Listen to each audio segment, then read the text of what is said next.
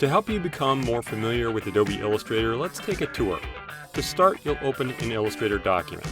With Illustrator CC Open, you can open a file by choosing File in the menus above, Open. In the Open dialog box, navigate to a file you have, or you can open this practice file from the downloadable practice files for this tutorial. Then click Open. After opening a document, you'll usually want to make sure that you can see all of the document content. To do that, choose View, Fit All in Window.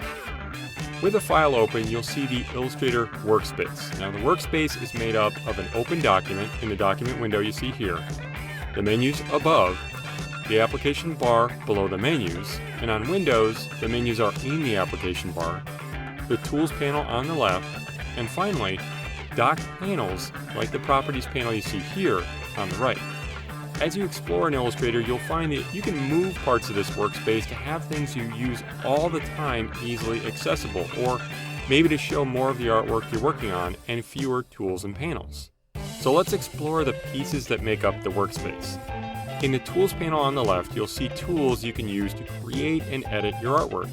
Some of the tools have a little arrow in the corner, which means there are more tools you can choose from. For instance, press and hold on the rectangle tool here to show more tools you can choose from. Click to select the ellipse tool, and notice that the menu of tools is now hidden, and the ellipse tool is selected.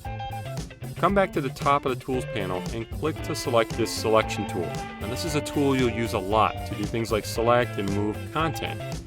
Come out to the document and click in this rectangle to select it.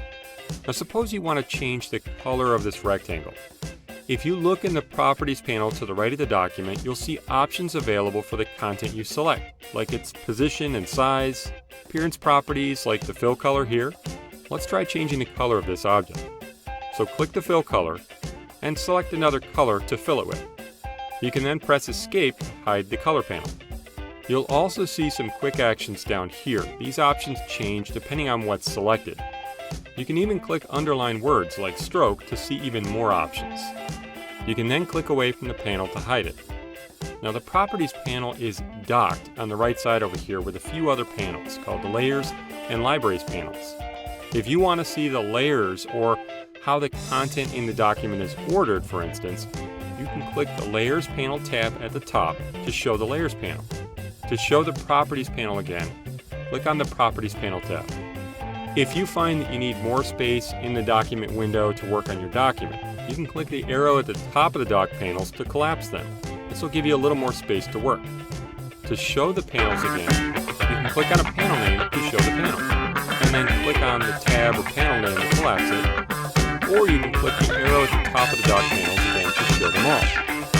Now there are actually a lot of panels in Illustrator for you to explore. Each contains different options.